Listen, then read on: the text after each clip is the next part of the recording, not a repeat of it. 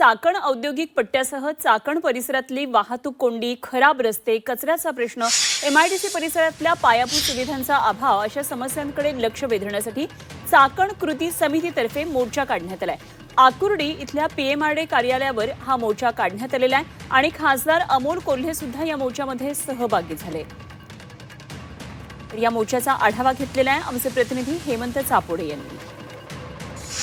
वाहतुकोंडीचा प्रश्न सुटावा यासाठी चाकणकर आक्रमक झाले असून आज चाकण ते आकुर्डी पीएमआरडी कार्यालयापर्यंत मोर्चा काढला जाणार आहे। आपल्यासोबत आयोजक आहेत, काय सांगाल कशा पद्धतीने या ठिकाणी आंदोलनाचं स्वरूप असणार आहे? गेल्या अनेक दिवसापासून या चाकणचा वाहतुकोंडीचा प्रश्न प्रलंबित आहे।